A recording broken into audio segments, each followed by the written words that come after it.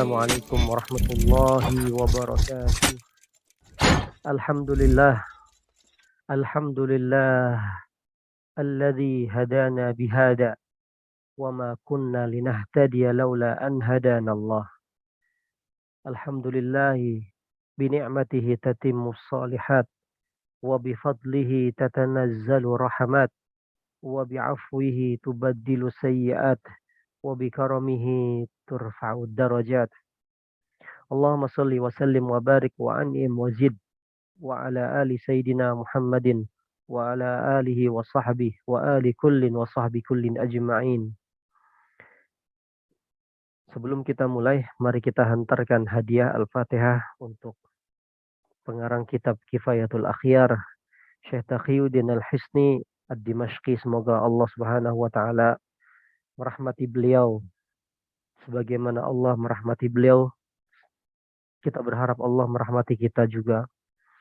Dan kita mengirim Al-Fatihah kepada sahibu Matan Abu Syuja, yaitu Syekh Abi Syuja.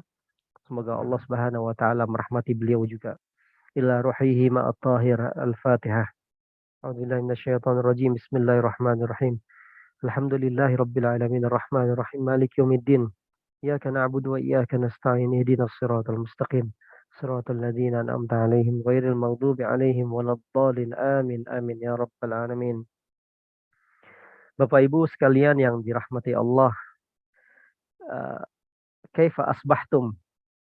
Bagaimana kabar Bapak Ibu, tuan-puan sekalian yang dirahmati Allah di pagi hari? Semoga Allah Subhanahu wa taala jadikan kita semuanya menjadi ahli ilmi, hamba-hamba Allah yang cinta dengan ilmu, ahli ahli zikri, hamba-hamba Allah yang suka dengan zikir mengingat Allah.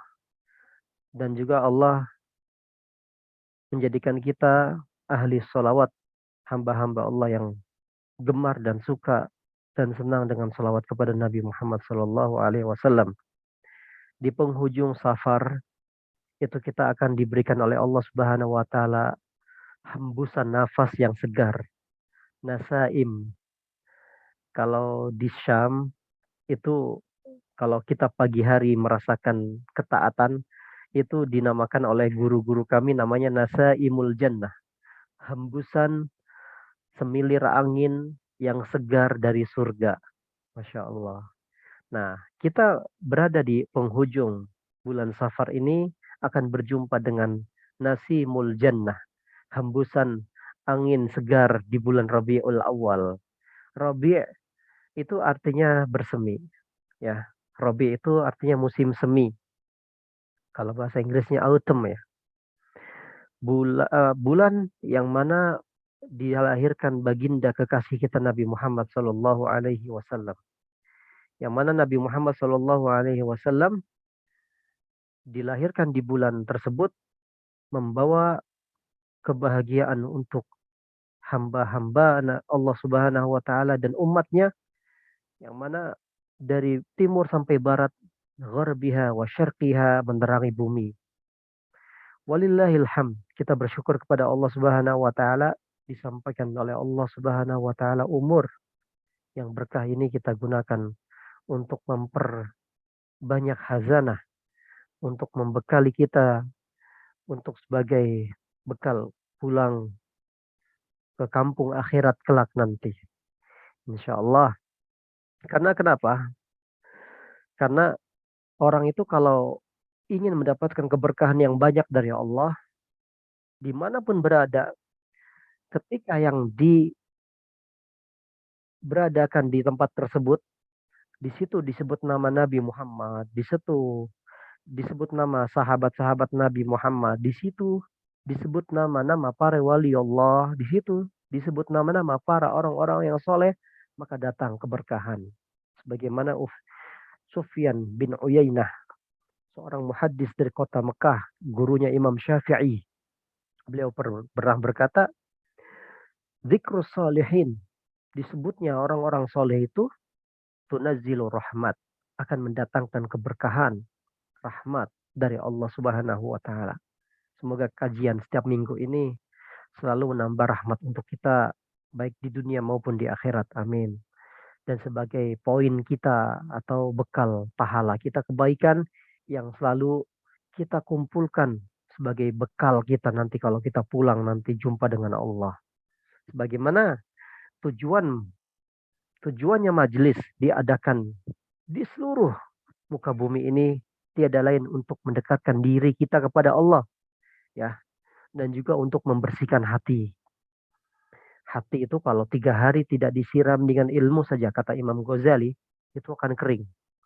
Ya, maka dari itu kita alhamdulillah diberikan oleh Allah rasa cinta dengan ilmu. Rasa cinta hadir di hadapan majelis-majelis ilmu, walaupun kita berada di dalam alam alam gaib nih via Zoom ya, alam dunia dunia dunia belum bukan dunia nyata ini.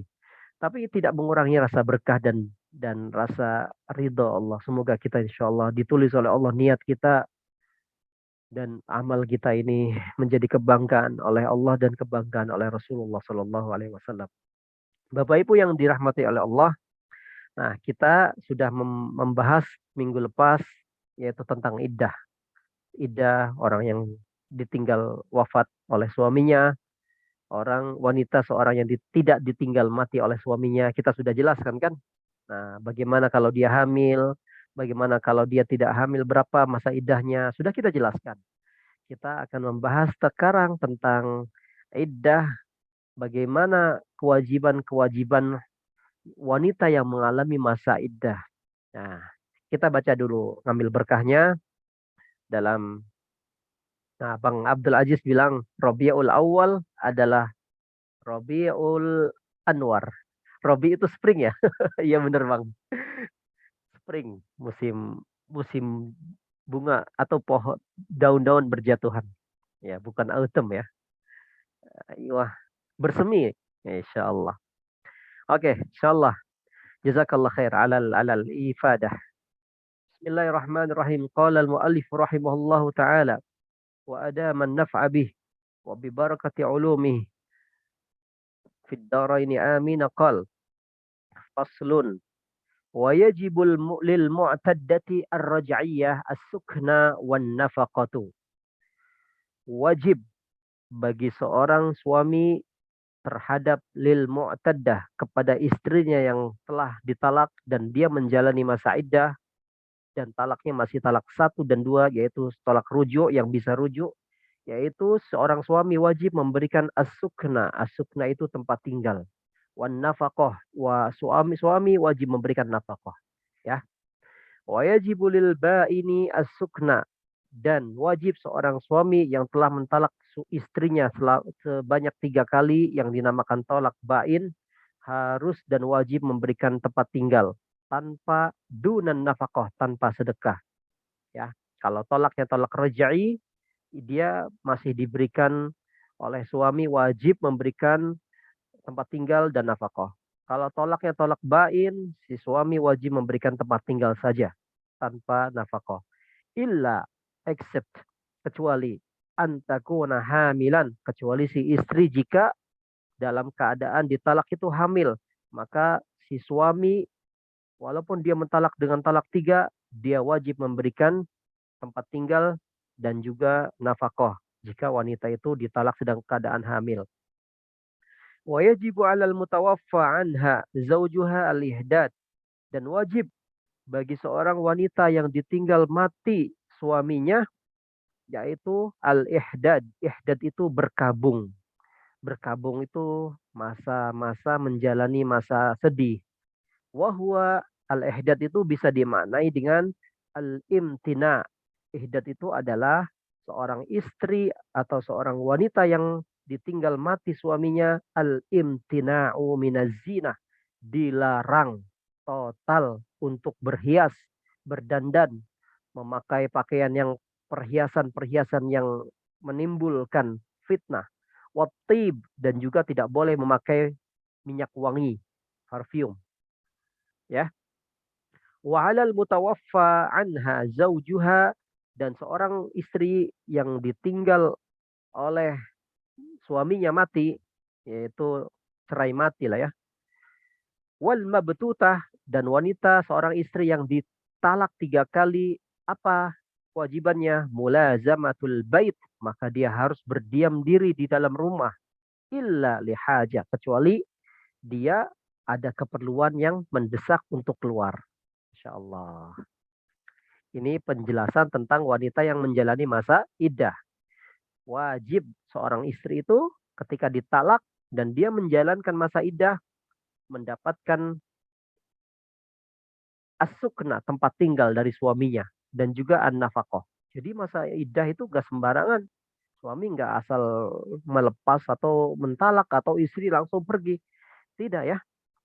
Nah, bahasa Arabnya ini namanya mu'taddah. Mu'taddah itu adalah wanita yang menjalani masa iddah. Masa iddah itu masa yang kita pahami ya, makna yang kita pahami sekarang ini. Masa menunggu. Ya, masa iddah itu adalah masa menunggu. Setelah wanita ditalak atau dicerai suaminya atau ditinggal mati oleh suaminya. Masa menunggu ini, kalau wanita itu tidak hamil, ya kita sudah jelaskan kan, kalau wanita itu tidak hamil, maka masa iddahnya adalah 3 kali suci. Nah, yang sekarang kita bahas ini, kalau dia min zawatil haid, fa'iddatuha salasatu quru. Kalau dia wanita yang telah ditalak, dicerai itu dalam keadaan dia itu masih berlaku masa haidnya, masih mengalami masa menstruasinya, maka masa iddahnya adalah 3 kali suci, 3 kali athar. Ya, nah itu. Kalau seandainya wanita itu jadi dicerai, dia masih mengalami masa haid, dia masa menunggunya 3 kali suci. Itu menunggu itu. Dan 3 kali masa suci itu dia boleh si suami boleh merujuknya dalam masa 3 kali suci. Boleh dirujuk oleh suami yang telah mentalaknya. Jadi masa menunggu ini kalau bisa dikatakan masa yang digantung. Digantung tahu kan? Digantung itu wanita setelah talak itu kan di dalam Islam itu ada aturannya. Enggak asal wanita dalam Islam ketika ditalak enggak langsung lepas begitu saja, enggak langsung keluar pergi ke rumah orang tuanya, tidak, bukan begitu dalam Islam. Tapi masih setengah lepas. Nah, ya, wanita yang dicerai oleh suaminya dia adalah masih setengah lepas. Bahasa mudahnya, bahasa senangnya seperti itu. Kenapa disebut setengah lepas, Bapak Ibu, teman-teman? Karena suami yang telah mentalaknya masih bisa diberi kesempatan untuk mengembalikan si istrinya yang dinamakan dengan rujuk, ya, kembali. Ya. Jadi mengembalikan istri itu namanya rujuk. Dan rujuk itu tidak sama dengan akad nikah baru. Jadi kalau akad nikah baru itu benar-benar dari nol, ya. Pakai mahar, harus diadakan wali, ada akadnya. Tapi kalau rujuk nggak perlu wali, nggak perlu mahar, cukup datangkan 2 orang saksi, ya. Tuh, itu rujuk wanita yang sudah ditalak. Kemudian ingin kembali, suami cukup bilang kepada istrinya, saya telah rujuk padamu. Disaksikan oleh 2 orang saksi. Nah sudah, sah suami istri lagi, gitu ya. Nah itu gunanya masa iddah. Ini masa iddah itu adalah masa menunggu. Kalau si istri masih menjalani masa-masa haidnya, masih berlaku masa haidnya, maka dia 3 kali suci. Nah, dalam 3 kali suci ini suami boleh merujuknya. Tapi kalau sudah lebih, tak boleh. Harus nikah baru. Kalau hamil, masa iddahnya kapan? Nah, kalau si suami mentalak istrinya dalam keadaan hamil, masa iddahnya sudah kita jelaskan minggu lepas. Yaitu, fa'iddatuha in kanat hamilan biwada'il hamli. Harus melahirkan seorang bayi. Jadi masa iddahnya seorang wanita yang ditalak hamil itu adalah masa iddahnya sampai dia melahirkan. Kalau ditalak dia dalam usia kandungan 1 bulan, si istri masih hamil 1 bulan, ditalak. Usia masa iddahnya berapa? 8 bulan. Kalau ditalak 8 bulan, usia masa masa iddahnya berapa? 1 bulan saja. Kalau ditalak saat esok dia mau lahirkan, berapa lama masa iddahnya? Masa iddahnya 1 hari itu saja, ya. Itu dia.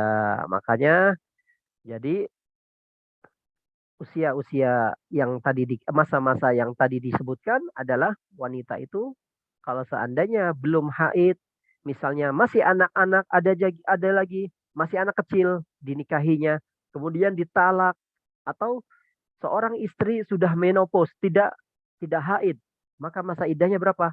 Salah satu ashur 3 bulan. Ya, bagaimana saya ulangi lagi ya. Salah satu ashur 3 bulan. Mana itu 3 bulan? Tuh. Wa in kanat saghiratan au aisah. Jika wanita masih kecil, belum menjalani masa haid. Atau wanita itu menopause, aisah. Tidak menstruasi lagi, tidak haid lagi. Maka iddahnya 3 bulan. Ya, kalau ditalak oleh suami, masa iddahnya adalah wanita dua ini adalah 3 bulan. Nah, itulah yang dinamakan masa-masa iddah.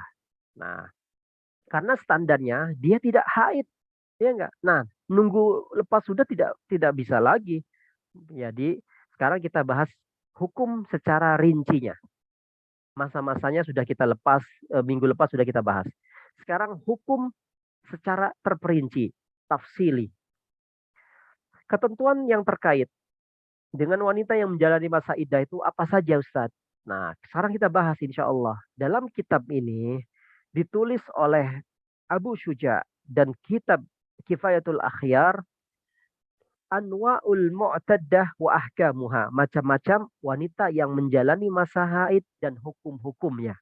Nah, Abu Syuja mengatakan wayajibu lil mu'taddah wayajibu lil mu'taddah ar-raj'iyyah as-sukna wan nafaqah. Nah, di sini wanita yang mengalami masa iddah yang sifatnya talaknya masih talak raj'i, talak yang masih kemungkinan bisa rujuk, talak satu dan talak dua ya, maka wajib dalam syariat ya. Nah, saya terjemahi dalam dalam matanya ini mudah sekali. Wajib seorang suami untuk wanita yang telah ditalak dan dia mengalami masa iddah, apa itu yang menjadi kewajiban seorang suami dan menjadi haknya seorang istri? Yaitu apa? As-sukna, as-sukna wan nafaqah. As-sukna itu tempat tinggal. Yang kedua adalah an-nafaqah dan nafaqah. Ya, berarti maksudnya begini. Seorang wanita yang ditalak oleh suaminya, kemudian dia menjalani masa iddah, maka suami itu wajib menyediakan dua hal. Seorang suami wajib menyediakan dua hal kepada istrinya yang telah ditalak dan masih menjalani masa iddahnya. Pertama adalah sukna, tempat tinggal, dan yang kedua adalah nafkah, yaitu nafkah. Nah, jadi wanita itu tidak menjalani masa iddah, statusnya masih mirip istri ya. Jadi statusnya masih mirip istri. Kenapa dikatakan masih mirip istri? Masih setengah istri lah. Karena istri itu kan wajib disediakan tempat tinggal. Dan juga dia wajib dinafkahi. Makanya dijamin. Makanannya dijamin. Pakaiannya dijamin. Itu maksudnya nafkah di situ ya. Nah gitu ya. Maksud dari kata wajibu lil mu'taddah. Seorang suami wajib. Nah, ini udah dikatakan wajib. Lil mu'taddah kepada istrinya yang menjalani masa iddah ketika ditalak. Yaitu adalah as-sukna tempat tinggal dan juga nafkah. Nah, ini beberapa kali sempat saya singgung di pertemuan yang lepas bahwa seorang wanita itu yang mengalami masa iddah tidak boleh tiba-tiba langsung keluar rumah. Tiba-tiba langsung lepas dari suaminya. Itu diantaranya ada hikmahnya, ya. Di antara wanita diberikan hududullah, ketentuan-ketentuan Allah ada masa iddah, itu ada hikmahnya. Kalau orang hari ini, ya, masyarakat hari ini kita nih, kebanyakan suami mencerai istrinya, kemudian istri pisah sudah. Seakan-akan nggak ketemu lagi suami, ya enggak? Ini ya, nggak, ini orang seperti ini nggak menjalankan syariat. Harusnya setelah talak itu, setelah cerai, setelah pisah, harus tetap tinggal di rumah suaminya, ya. Itu hikmahnya. Apa hikmahnya? Hikmahnya nanti ketemu setiap setiap hari. Ketemu setiap hari. Bisa jadi berubah si suami itu berubah pikiran. Saat talak mungkin dia emosi, ya. Dia emosi bisa jadi. Tapi pada saat ketemu, pada masa saat iddah 3 kali itu, 3 kali suci, lumayan kan sekitar 3 bulan. Nah, ketemu si suami kepada istrinya selama si istri menjalani masa iddah di dalam rumahnya. Berubah pikiran si suami. Wah, ternyata istriku itu soleha ya. Istriku itu masih mau berubah. Nah, itu misalnya. Akhirnya kemudian si suami tergerak untuk berubah pikiran. Ya, muqallibal qulub. Allah yang menggerakkan hati, ya enggak? Lalu mengajak rujuk istrinya. Nah, itu diantaranya hikmahnya. Seorang istri nggak boleh langsung keluar rumah kalau habis ditalak suaminya. Ya, ini banyak yang nggak ngerti di antara masyarakat kita. Banyak yang tidak paham di antara paham masyarakat-masyarakat yang ada di antara masyarakat-masyarakat di Nusantara lah ya.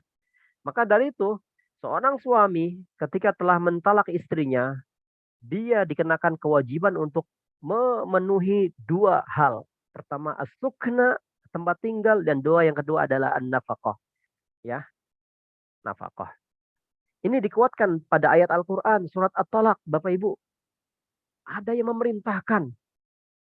Ada yang memerintahkan, yaitu Allah Subhanahu wa Ta'ala, untuk menempatkan pada istri yang telah ditalak di rumah suaminya. Masya Allah, nggak main-main. Askinuhunna min haitsu sakantum min wujudikum. Masya Allah, ini surat Tolak nih, lihat ayat 6. Langsung Allah berkata, kan Allah yang ngatur.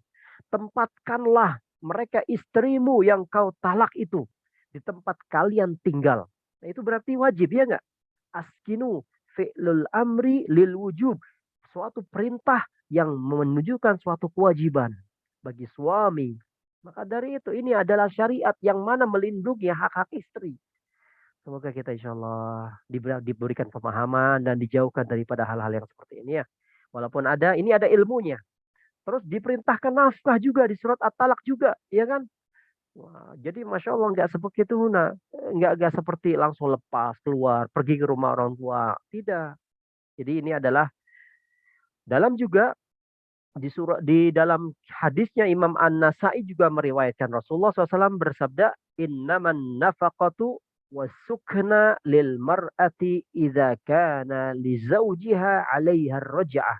Sesungguhnya kewajiban memberi nafkah dan tempat tinggal bagi wanita yang menjalani masa iddahnya dengan talaknya talak raj'i, talak 1 dan talak 2, maka suami wajib memberikan nafkah dan sukna. Masya Allah. Ini diriwayatkan oleh Imam An-Nasai dalam hadisnya Rasulullah SAW. Nafkah dan tempat tinggal. Ya, jika suaminya itu punya hak rujuk pada istrinya, hak raja'ah, yaitu talak 1 dan talak 2, kan masih bisa rujuk, ya nggak? Nah itu ya. Wanita yang dirujuk itu wanita yang bagaimana, Ustadz?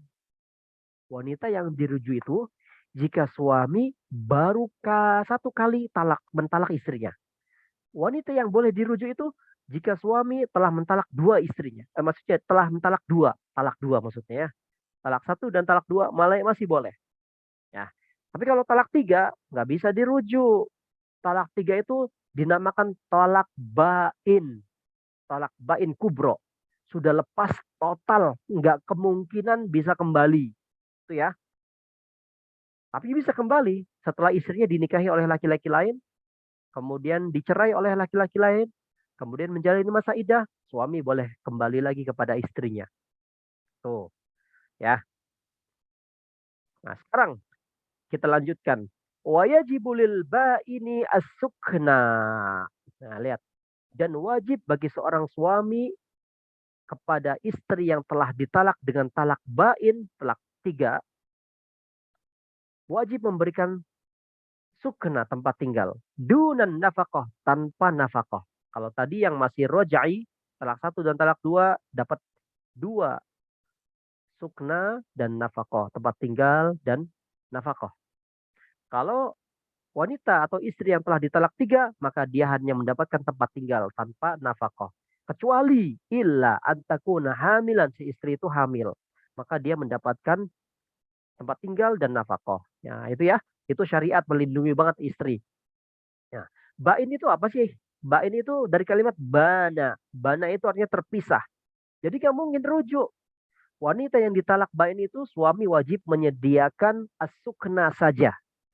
Dunan nafkah, wajib menyediakan tempat tinggal tapi tidak nafkah. Itu ya bedanya, ya. Jadi talak bain itu dia wanita hanya mendapatkan tempat tinggal tapi tidak berhak mendapatkan nafkah dari seorang suami. Illa, except, kecuali istri itu sedang hamil, ditalak bain tiga. Nah, kalau hamil si istri itu berarti sama dengan rojai.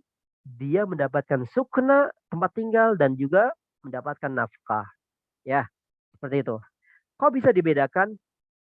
Karena memang dalilnya berkata seperti itu. Allah yang mengatur. Ya enggak? Jangan maunya kita. Islam itu sudah rapi. Islam itu sudah teratur, sudah Masya Allah. Al-yawma akmaltu lakum dinakum. Kata Allah Subhanahu wa taala, Islam telah sempurna syariatnya. Jadi nggak usah ada alasan lagi, nggak usah ada kita bikin aturan sendiri. Al-Quran sudah menjelaskan. Yang mana di dalam surat At-Talaq ayat 6 ini tadi, askinuhunna min haitsu sakantum min wujdikum wa la tudarruhunna litudayyiqu alaihin wa in kunna awlati hamlin fa anfiqu alaihinna hatta yada'na hamlahun. Lihat, jika mereka istri yang sudah ditalak sedang hamil, maka berikanlah kepada mereka nafkah sampai mereka melahirkan. Ya, enggak saja dia diberikan, bukan hanya saja diberikan tempat tinggal, tapi nafkah juga harus. Ini yang menjadikan dalil bahwa tadi kaidahnya adalah seorang istri kalau hamil antakuna hamilan, dia mendapatkan sukna wan nafkah. Ya, ini dalilnya sangat kuat di dalam surat At-Tolak ayat 6. Ya, itu dalilnya Allah Subhanahu wa taala, tempatkanlah istri kalian yang di tempat kalian tinggal. Wujdikum, sesuai kemampuan kalian, dan jangan kalian menyakiti mereka dan mempersulit mereka. Kalau mereka sedang hamil, maka nafkahilah mereka sampai mereka melahirkan. Ya, Masya Allah. Ini adalah salah satu syariat, kata Ibnul Qayyim Az-Zawji, syariatu hikmatun kulluha, rahmatun kulluha. Syariat itu membawa hikmah yang sedalam-dalamnya. Wa rahmatun kulluha, membawa rahmat sedalam-dalamnya. Masya Allah, itu adalah Allah yang mengatur semuanya. Jadi istri kalau hamil, itu wajib dinafkahi. Ini ayatnya tadi mutlak sifatnya. Tidak bisa membedakan apakah talak satu, talak dua, atau talak tiga. Ketika istri hamil, ditalak, dia mendapatkan tempat tinggal dan mendapatkan nafkah. Paham ya sampai sini ya, insya Allah. Makanya para ulama memberikan pengecualian berdasarkan ayat ini. Ulama memberikan pengecualian, kalimat pengecualian itu illa. Illa itu eh, adatul hasri, illa, ya, bukan adatul hasri, except, istisna, kalimat pengecualian. Tadinya kan bain itu hanya mendapatkan tolak tiga, ini dapat mendapatkan hanya tempat tinggal. Tapi ulama membuat kaidah, karena sebab ada ayat ini, maka ulama mengatakan illa, kecuali, except antakuna hamilan. Ketika si istri dalam keadaan hamil, baik talak satu, talak dua, ataupun talak tiga, wajib, yajibu, seorang suami memberikan sukna, tempat tinggal, dan juga nafkah. Insyaallah. Walillahilham. Ini indahnya kalau kita ngaji, ya enggak? Wa yajibu 'alal mutawaffa. Dan wanita ketika ditinggal mati oleh suaminya, ya. Wa yajibu 'alal mutawaffa anha zaujuha al-ihdad. Seorang istri ditinggal mati suaminya. Nah, lihat nih. Istri ditinggal mati oleh suaminya, apa yang wajib dia lakukan selepas suaminya meninggal? Apa? Al-ihdad. Ihdad itu artinya berkabung, ya. Ihdad. Ya. Jadi ihdad itu masa berkabung. Ini juga banyak wanita, istri-istri yang tidak paham. Masyarakat di negara kita tidak paham. Suami meninggal, boleh dia keluar rumah. Suami meninggal, dia boleh berdandan pakai make up, pakai minyak wangi. Banyak kan? Ya, iya. Jadi seorang istri kalau suaminya meninggal dunia, itu kewajibannya itu bukan hanya menjalani masa iddah, Bapak Ibu, Ibu-ibu, ya. Seorang suami meninggal, istri menjalani masa iddah, bukan hanya saja menjalani masa iddah, tapi juga dia harus berkabung, ihdad, ya. Ihdad itu masa-masa dia bukan meratapi ya. Ihdad itu masa sedih, masa dia tuh kehilangan, masa kalau bahasa Arab ya takziah ya. Masa-masa dia ini benar-benar mengingat masa-masa dengan suaminya, itu masuknya masa ihdad. Masa ihdad itu adalah tidak boleh berhias kata aturan al-imtina. Al-imtina itu dilarang. Mamnu dilarang. Mamnu dari apa Ustaz? Mamnu minaz zinah. Dilarang untuk berdandan, memakai perhiasan, memakai make up, memakai untuk mempercantik diri. Dan juga watib. Tib itu apa ya? Minyak wangi. Tib. Ya. Jadi nggak boleh seorang istri yang ditinggal oleh mati suaminya. Masya Allah itu ya. Jadi dia harus benar-benar polos, harus benar-benar natural, nggak boleh tabi'i, harus benar-benar dia itu apa adanya. Nggak boleh. Maksudnya itu tidak boleh ya memakai aksesoris apapun yang bisa memicu perhatian lelaki lain, lelaki ajnabi. Itu maksudnya. Nah, untuk bisa menarik, nggak boleh juga memakai aksesoris yang bisa menarik hasrat lelaki, membuat lelaki jadi ingin melamarnya. Nggak boleh. Masa-masa ihdad. Suami meninggal, dia masa-masa ihdad, masa-masa menjalani masa iddah dia berdandan. Nggak boleh. Nggak boleh, apalagi memicu syahwatnya seorang lelaki. Ya, makanya rincian wanita ini dinamakan wanita yang mengalami suaminya meninggal, maka dinamakan ihdad, berkabung. Misalnya, dia nggak boleh memakai pakaian yang mencolok, memakai pakaian yang transparan, memakai pakaian yang jreng, yang warnanya merah, dan lain sebagainya. Itu nggak boleh itu, ya. Wanita yang meninggal suaminya nggak boleh melakukan seperti itu ya. Jadi mamnu al-imtina dilarang. Termasuk nggak boleh juga pakai make up. Pipinya diwarnain bedak pakai bedak powder, bibirnya pakai lipstik. Nah, itu kan nggak boleh. Meskipun ke pasar nggak boleh. Masya Allah. Kenapa? Kalau wanita itu berkabung, ya aturannya dari Allah seperti itu, semacam itu. Apalagi pakai parfum, nggak boleh, tidak diizinkan, ya.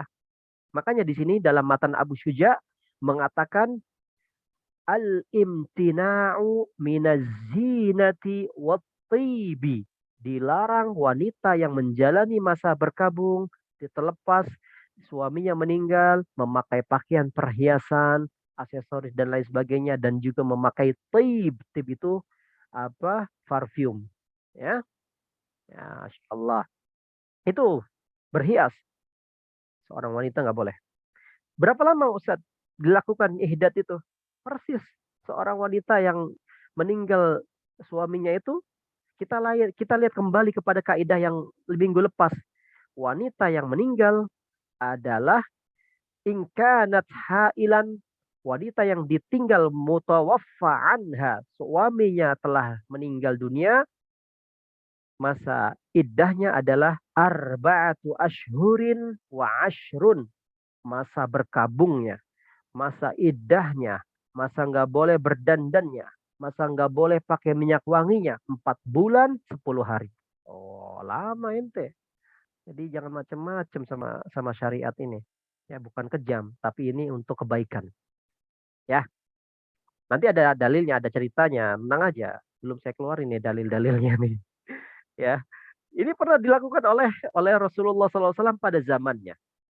Ya, ja'at imra'atun, datanglah seorang wanita, ibu-ibu, ibu-ibu, ila Rasulillah sallallahu alaihi wasallam, menghadap menjumpai Rasulullah SAW. Faqalat, imra'atun ini berkata kepada Rasulullah, "Ya Rasulullah, wahai Rasulullah, inna benati tuwfiya anha zaujuha Sesungguhnya putriku telah ditinggal mati oleh suaminya. Wa qad ishtakat 'ainuha. Karena matanya ini selalu menangis, maka bolehkah aku bertanya kepadamu ya Rasulullah, afanak huluha? Bolehkah aku memakai celak? Tahu celak nggak? Celak itu kan kayak kalau di sini zaman sekarang itu kan kayak pensil warna hitam dikasih celak ya kan. Kalau zaman dulu asli, ya tahu sekarang nggak tahu bener asli nggak. Maka Rasulullah SAW bersabda, menjawab, faqala, wahai Rasulullah, bolehkah anak putriku yang telah ditinggal mati oleh suaminya itu bercelak matanya ini dikasih hitam-hitam alisnya nih, lihat nih, ya. Rasulullah menjawab, la, la, la. Rasulullah menjawabnya berapa kali? 3 kali. Salasa. Kulla dzalika yaqul. Sum qala inna hiya arba'atu asyhurin wa ashran. Dia masih menjalani masa iddah dan masa ihdad, masa berkabung selama 4 bulan 10 hari nggak boleh pakai celak. Masya Allah. Kenapa? Waqad kanat ihdakunna fil jahiliyati tarmi bil ba'rati ala ra'sil haul. Di masa jahiliyah, Bapak Ibu, Rasulullah menceritakan di masa jahiliyah, seorang istri itu lebih parah. Masa jahiliyah ketika belum datang Islam, suaminya meninggal, si istri itu memakai kotoran-kotoran apa itu? Sapi, lembu ke mukanya, ke tubuhnya, tahu kan kayak ibadahnya orang-orang sana, nggak tahu lah saya nggak mau nyebut. Ya enggak? Jadi masa jahiliyah itu ada masa ihdad, lebih berat. 1 tahun penuh mereka melakukan masa ihdadnya, masa berkabungnya. Ya, saya mengira mereka ini nggak waras masa jahiliyah. Kenapa nggak sehat akalnya? Karena cara berkabungnya itu di waktu tertentu dia mereka melumurkan kotoran-kotoran kambing, kotoran-kotoran lembu, atau kotoran-kotoran himar, keledai, dangki ya. Kotoran-kotorannya itu dibasuh ke muka dia. Itu diceritakan kata Rasulullah di masa jahiliyah. Qad kanat ihdakunna fil jahiliyah tarmi. Siapa tarmi ini? Wanita. Wanita yang berkabung itu melemparkan, melumurkan kotoran-kotoran itu di atas kepalanya. Ih, jijik nggak itu? Jijik lah. Nah, datang Islam, dihapus adat-adat jahiliyah. Datang Islam membawa rahmat. Masa berkabung seorang istri yang ditinggal oleh mati suaminya, nggak boleh berdandan, nggak boleh berhias, nggak boleh pakai parfum selama 4 bulan, 10 hari kata Rasulullah SAW. Ini diriwayatkan oleh Sahih Muslim ya. Hadisun sahihun muslimun. Yang diceritakan oleh Ummu Salamah. Hadisnya langsung dari istri Rasulullah SAW. Jadi wanita nggak boleh bercelak. Artinya nggak boleh berhias. Artinya nggak boleh pakai parfum selama 4 bulan 10 hari. Makanya kaidahnya di sini imam-imam para fuqaha menulis in kanat hailan fa'iddatuha arba'atu ashhurin wa ashrun.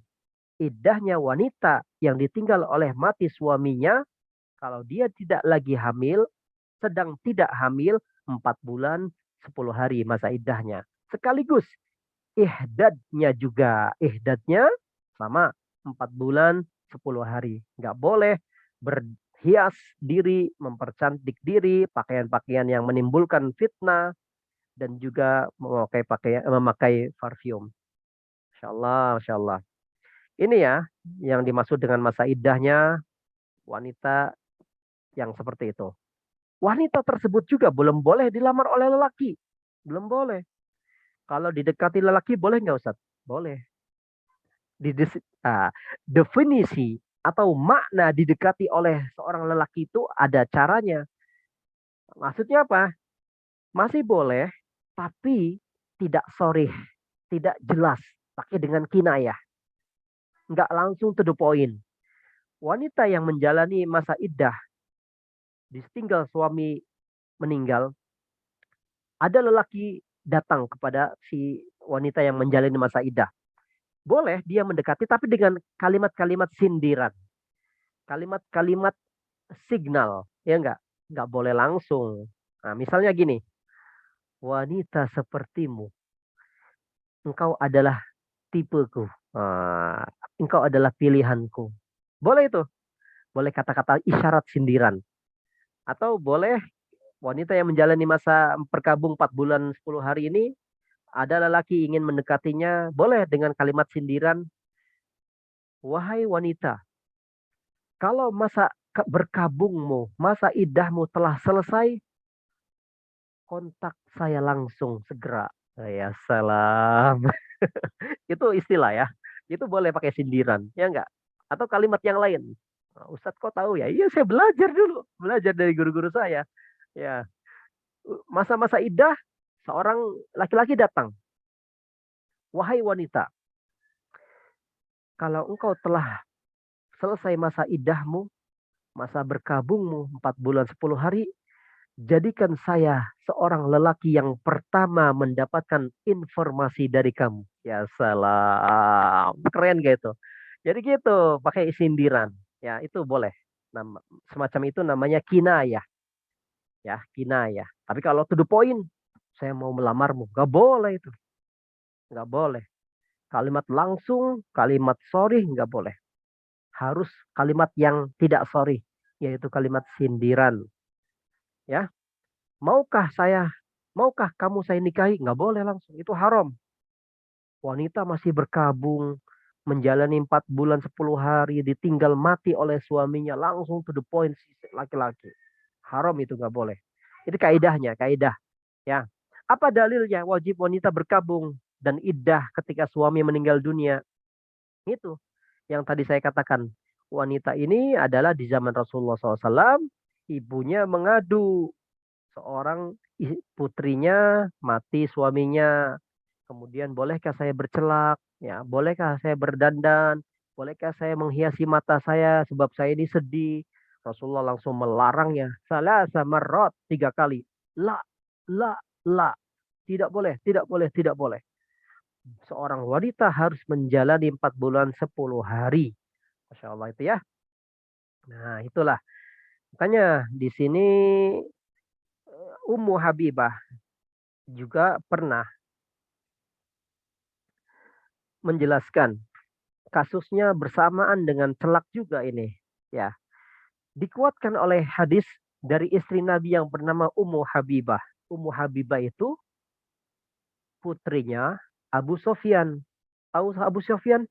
Abu Sofyan itu adalah musuh beratnya Rasulullah.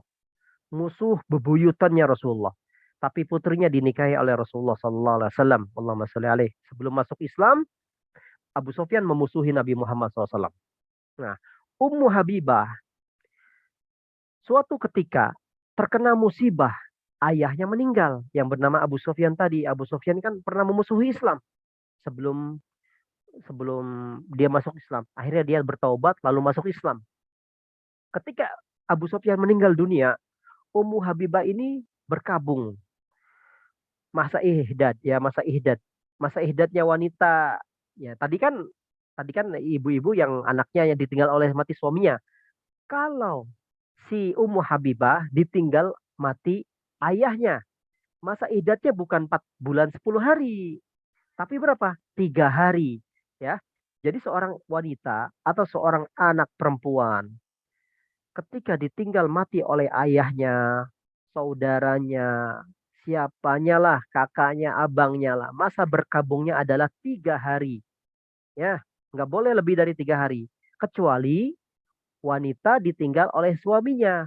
Makanya hadisnya di sini, la yahillu li imra'atin an tu'mi la yahillu li imra'atin tu'minu billahi wal yawmil akhir. Tidak halal bagi seorang wanita yang beriman kepada Allah dan hari akhir an tuhidda fauqa salasin. Dia berkabung lebih daripada 3 hari. Illa kecuali seorang istri yang ditinggal mati suaminya, dia berkabung 4 bulan 10 hari. Nah, itu ya Ummu Habibah nih hadisnya. Diriwayatkan oleh Imam Muslim. Jadi Ummu Habibah itu berkabungnya selama 3 hari. Sebab ayahnya meninggal dunia, yaitu Abu Sofyan. Nah, Ummu Habibah ini lalu dia memakai parfum, memakai pewarna yang dioleskan ke pipinya dan berkata, "Wallahi," kata Ummu Habibah, "demi Allah, sebenarnya saya ini nggak butuh namanya parfum.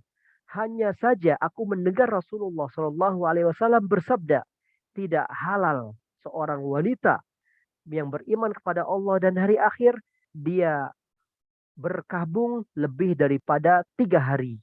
Ya, begitu ya. Jadi itu sangat jelas hadisnya. Ini kasusnya Ummu Habibah. Berkabung karena kematian ayahnya yang bernama Abu Sufyan. Karena hadisnya ini kalau yang mati itu selain suami, ya tadi kan kita membahas mati seorang suami, istri berkabung 4 bulan. Ini selain suami, yaitu ayahnya, maka berkabungnya 3 hari. Di hari keempat, Ummu Habibah minta parfum. Nah, bolehlah Ummu Habibah memakai parfum di hari keempatnya. Ya, kemudian dia menjelaskan hadis ini, ya, merawikan hadis ini yang dari Rasulullah Sallallahu Alaihi Wasallam. Ya, sekarang kita lanjutkan yang terakhir. Wal mutawaf wa 'alal mutawaffa anha zaujuha, dan seorang istri yang ditinggal mati suaminya, wal mabtutah, dan juga ditalak bain 3, ya talak 3 nih, mabtutah ini talak 3. Mulazamatul baiti illa lihajah. Seorang istri itu wajib ber, berdiam di rumah illa kecuali ada kebutuhan. Nah, ini kaidah. Seorang istri yang ditinggal mati suaminya atau ditalak 3, mabetuta itu talak 3. Dari kata batta, memotong, artinya talak. Seorang wanita itu ditinggal mati suaminya dan wanita yang ditalak 3 wajib untuk mulazamatul bait. Nggak boleh keluar rumah. Nggak boleh keluar rumah. Mulazamah, berdiam di dalam rumah. Illa kecuali lihaja. Ada kebutuhan-kebutuhan yang mendesak. Ya, yang urgen. Jadi wanita yang ditinggal mati suaminya itu nggak boleh langsung pindah ke rumah orang tuanya. Ya, wanita yang ditinggal mati oleh suaminya langsung pergi ke orang tuanya. Nggak boleh. Nggak bisa. Jadi dia masih tetap tinggal di rumah suaminya berapa lama? Arba'atu ashhurin wa ashron. 4 bulan 10 hari. Ya, itu namanya masa idah. Sama juga dengan wanita yang ditalak 3. Nggak boleh. Suaminya langsung mengusir. Suami sudah mentalak 3. Yang kali ketiga. Langsung diusir. Nggak boleh itu. Harus tinggal di rumahnya sampai masa iddahnya selesai. Illa lihajah. Kecuali ada kebutuhan. Ya, kalau ada kebutuhan ya keluar nggak apa-apa.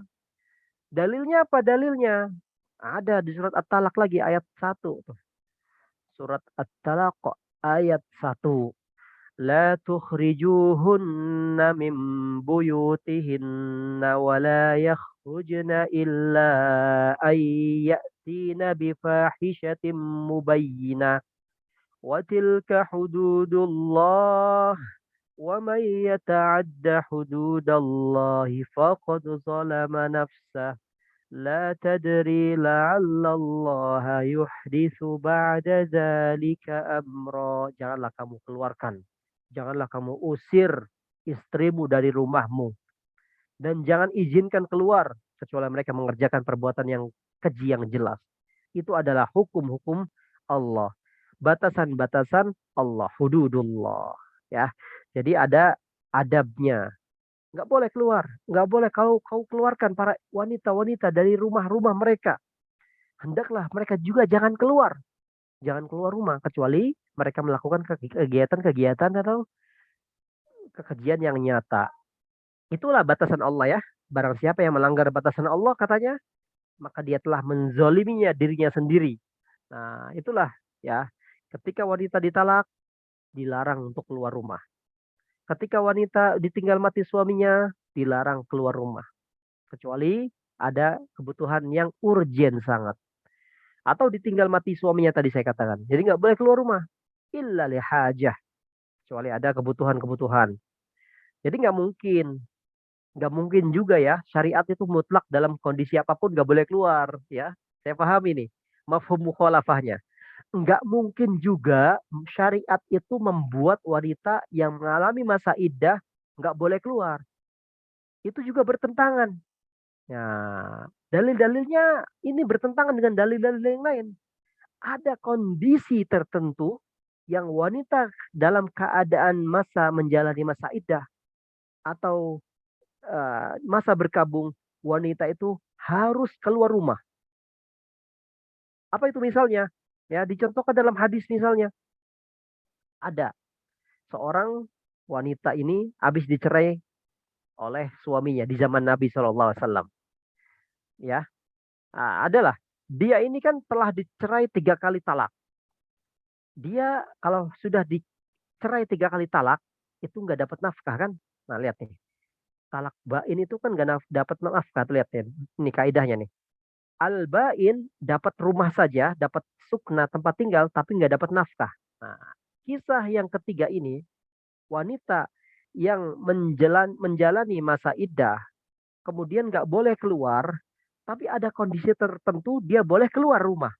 Sebab apa? Dia nggak dapat nafkah ketika sudah ditalak 3. Kerabatnya nggak ada yang sanggup memberikan nafkah kepada dia. Tapi dia punya pekerjaan seorang wanita tersebut. Maka si wanita yang telah ditalak 3 ini boleh keluar. Untuk apa? Untuk bekerja. Untuk mencari nafkah. Untuk memenuhi kebutuhan dirinya. Nah itu dibolehkan. Tapi setelah bekerja dia langsung pulang ke rumah lagi. Kepada rumah suami yang telah mentalaknya tadi. Begitu aturannya. Ini pernah terjadi di zaman Nabi, Bapak Ibu Tuan-Tuan semuanya. Hadisnya Rasulullah SAW, yang mana ini adalah salah satu bibinya Jabir. Tahu kan sahabat Nabi yang bernama Jabir bin Abdullah. Jabir ini seorang perawi hadis. Ayahnya yang bernama Abdullah, seorang syahid yang dipotong-potong jasadnya, mutilasi. Sampai malaikat ini membawa ruhnya sampai Masya Allah, sampai mendapatkan surga, diajak bicara langsung sama Allah, hamba Allah ini yang bernama Abdullah ya, Abdullah ayahnya Jabir, ketika berada di surga, wahai Jabir, engkau telah mendapatkan surga. Oh, wahai Abdullah, engkau telah mendapatkan surga, kata Allah Subhanahu wa taala. Si Abdullah langsung berkata, ya Allah, bolehkah aku hidupkan kembali agar aku bisa merasakan jihad lagi kepada jalan agamamu? Kata Allah, enggak bisa. Kamu sudah syahid, sudah cukup sekali saja. Ya, makanya Jabir ini menangis sebab kematian ayahnya ini diputus-putus, dipotong-potong jasadnya. Kemudian Rasulullah SAW menyapa Jabir, wahai Jabir, tidakkah engkau tahu Allah sedang berbicara dengan ayahmu di surga? Tidakkah engkau tahu bahwa ayahmu itu kifahan berbicara dengan Allah, bercakap dengan Allah secara berhadapan, masya Allah. Nah, akhirnya Jabir bahagia ketika diberikan hiburan oleh Rasulullah SAW. Nah, Jabir ini punya seorang khalah, bibi. Nah, dia menceritakan, tuliqat khalati, bibiku telah ditalak. Fa'aradat antajudda nahlaha. Bibi saya, kata Jabir, bibi saya ingin ingin keluar rumah, ingin mengambil kurmanya. Fazajaraha rajulun antahruja. Maka banyak ramai masyarakat laki-laki di luar mencaci maki, mencela. Wahai perempuan, kamu tuh telah ditalak, gak boleh keluar rumah. Ya. Fa'atatin Nabi Sallallahu Alaihi Wasallam. Maka kholahnya Jabir ini dia datang jumpai Rasulullah. Dia mengadu. Apa Rasulullah SAW? Rasulullah SAW berkata kepada kholahnya Jabir, wahai kholah Jabir, bala fajuddi nahlaki, ambillah, petiklah, potonglah kurma milikmu. Fa innaki asa an tasaddaqi aw taf'ali ma'rufan. Bisa jadi engkau telah mengambil kurma yang engkau butuhkan itu untuk engkau makan, engkau bisa mensedekahkan atau engkau bisa berbuat baik untuk orang lain. Artinya apa? Wanita yang dalam menjalani masa iddah dibolehkan untuk keluar, tapi dengan ada syarat, ya, syarat-syarat yang tertentu. Ini diriwayatkan oleh Sahih Muslim, yang menceritakan oleh adalah Jabir bin Abdullah, menceritakan bibinya yang dicaci maki oleh orang-orang banyak di luar rumah karena dia menjalani masa iddah, tapi dia keluar untuk mengambil kurma. Masya Allah ya. Jadi seorang wanita itu keluar, bibinya Jabir memetik kurma, padahal dia sedang menjalani masa iddah. Kemudian dia dimarahi, dicaci maki, dikata-katai kotor dengan laki-laki lagi di luar rumah, di luar rumah, dilarang kamu lagi iddah. Akhirnya beliau datang kepada Rasulullah untuk bertanya apa nih jawaban Rasulullah tentang hukum saya ini. Nah, Rasulullah akhirnya membela bibinya Jabir. Bala, apa yang kau lakukan itu benar. Fajuddi, potonglah kurma itu, petiklah kurma itu, karena kamu bisa bersedekah dengan kurmamu itu. Masya Allah ya. Ini berarti enggak boleh keluar rumah itu bukan berarti dikurung. Enggak boleh keluar rumah itu bukan berarti di jail.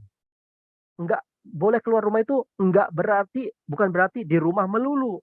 Kayak di penjara, di jail. Bukan. Syariat Islam tuh harus luas pemahamannya.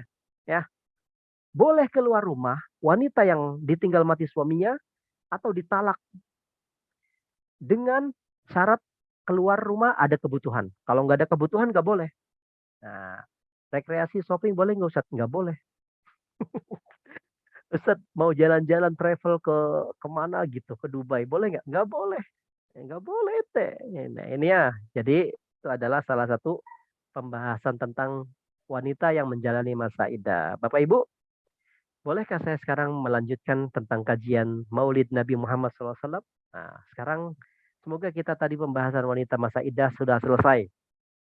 Nanti kita akan membahas tentang bagaimana wanita menyusui, bagaimana wanita istibro, bagaimana wanita hadona kepada bayinya, anaknya. Insya Allah masih ada lanjutan yang lain, ya, yang mana ilmu-ilmu Allah masih tersimpan rahasia.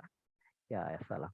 Ya, sekarang saya akan membahas tentang Babu Maulid, tentang kita 2 hari lagi, 3 hari lagi memasuki bulan mulia, bulan kelahiran kekasih kita, Sallallahu Alaihi Wasallam.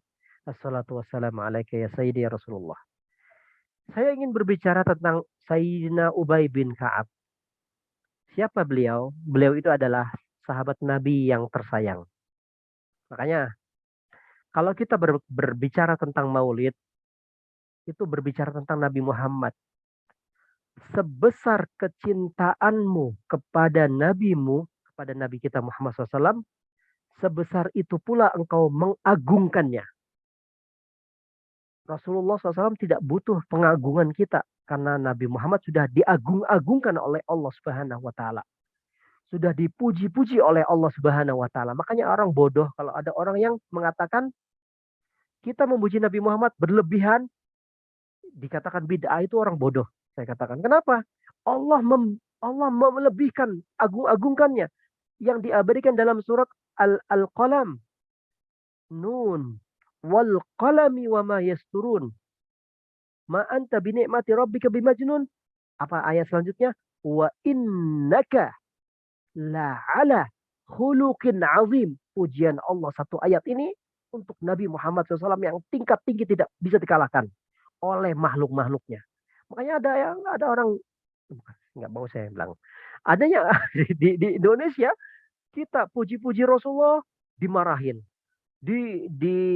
dikomentarin, disalah-salahin, dibidahin. Apalagi kita buat selawat-selawat bentuk yang lain disalah-salahin. Ada selawat nariyah dikafir-kafirin, munjiah dikafir-kafirin. Selawat apa lagi? Selawat taj disalah-salahin, musyrik. Ya Allah, itu datang dari mana?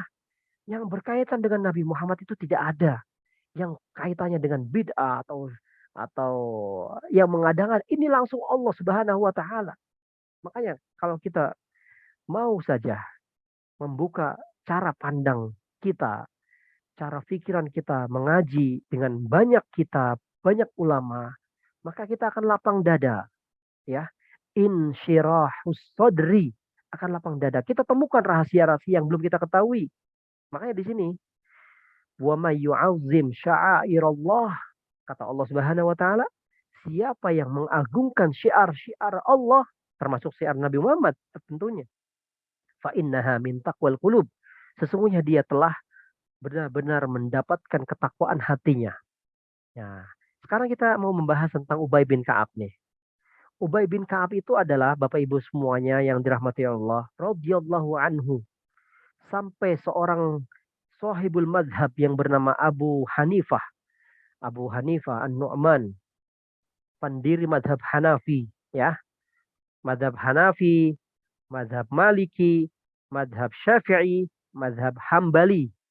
Madhab Hanafi ini, yaitu Imam Hanafi lah ya, Imam Hanafi namanya.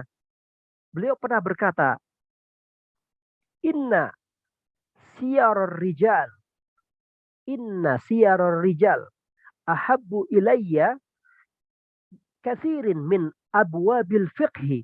Masya Allah. Tahu nggak maknanya? Inna siyaror rijal.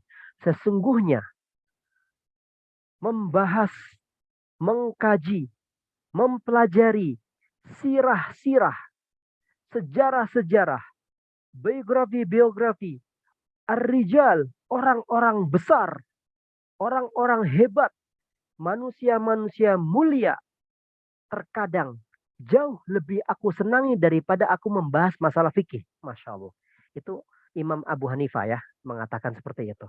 Maka dari itu kita sekarang muqaddimah membahas sampai minggu-minggu hadapan akan saya bahas tentang Maulid Nabi Muhammad SAW berkaitan tentang sahabat Nabi yang bernama Ubay, kemudian para tabi'in dan tabi'in dan banyak lagi insya Allah menanti. Nah, beliau itu seorang sahabat dari Ansar, dari Madinah. Beliau punya kecerdasan yang luar biasa. Dia pandai membaca Ubay bin Ka'ab ini. Sehingga sebelum masuk Islam dia telah lewat baca Injil. Dia lewat baca Taurat. Dia faham akan datang seorang nabi dari Quraisy ke zamannya, yaitu Nabi Muhammad SAW. Maka dari itu dia masuk Islam. Karena dia telah mengimani apa yang telah dia baca. Sehingga dia ketahui apa yang terjadi di akhir zaman. Nah, beliau itu masuk Islam dan beliau dikenal sebagai penulis wahyu. Ya, Ubay bin Ka'ab ini adalah juru tulis, suka menulis. Kalau bahasa sekarangnya kaligrafer, khattat, penulis wahyu Nabi Muhammad SAW. Jadi Nabi turun wahyu kepada beliau. Orang yang dipanggil pertama kali sahabat adalah Ubay. Ubay ta'al. Langsung. Jadi Ubay langsung mendengar dari mulut Rasulullah SAW sebuah wahyu yang datang langsung dari Allah Subhanahu wa Ta'ala. Saking hebatnya Ubay bin Ka'ab, Bapak Ibu, Ubay bin Ka'ab ini mendapatkan kemuliaan dari Allah. Yang mana Allah Subhanahu wa Ta'ala memerintahkan kepada Nabi Muhammad sallallahu alaihi wasallam, wahai Muhammad, bacalah lam yakunil ladzina kafaru min ahlil kitabi wal musyrikina. Surat apa itu ya? Surat Al-Bayyinah. Wahai Muhammad, bacalah surat lam yakunil ladzina kafaru, surat Al-Bayyinah kepada Ubay bin Ka'ab. Nah, lalu Rasulullah SAW ketika mendapatkan wahyu itu, Rasulullah jumpai Ubay bin Ka'ab. Wahai Ubay, aku diperintah Allah Subhanahu wa Ta'ala untuk baca Al-Quran di hadapanmu. Lam yakunil ladzina kafaru min ahlil kitab wal musyrikina munfakkina hatta ta'tiyahumul bayyinah ila akhirih. Ubay langsung bertanya kepada Rasulullah, Ya Rasulullah, Ya Rasulullah, asammani, apakah Allah Subhanahu wa Ta'ala menyebut namaku, mengatakan namaku, menyebut nama saya yang bernama Ubay bin Ka'ab? Apa jawaban Rasulullah SAW? Qala na'am. Benar, wahai Ubay. Fabaka. Maka Ubay langsung menangis. Meneteskan air mata haru bahagia. Bahkan riwayat lain, pingsan. Masya Allah. Masya Allah. Sampai Bapak Ibu semuanya, ini adalah kemuliaan dari Allah kepada Ubay bin Ka'ab. Yang mana Ubay bin Ka'ab dulu belum masuk Islam. Ketika masuk Islam, Allah muliakan dia. Sampai Allah perintahkan Nabi Muhammad untuk baca Al-Quran di hadapan dia. Sampai ada hadis Nabi SAW, Bapak Ibu semuanya, tuan-tuan. Wahai sahabat-sahabatku, kata Rasulullah SAW. Kalau kalian mau dengar suara Jibril alaihi salam, dengarkanlah bagaimana bacaan Ubay bin Ka'ab. Masya Allah. Bagaimana Bacaan Ubay bin Ka'ab. Bacalah. Kalau kalian mau dengar bacaannya Jibril alaihissalam, dengarkan. Mintalah baca bacaannya Ubay bin Ka'ab. Dia bacaannya seperti Jibril alaihissalam. Allahumma akrimna bihadhil banjilah. Semoga kita diberikan kemuliaan seperti kemuliaannya Ubay bin Ka'ab. Ya, itu pujian Allah kepada Nabi Muhammad, kepada Ubay bin Ka'ab.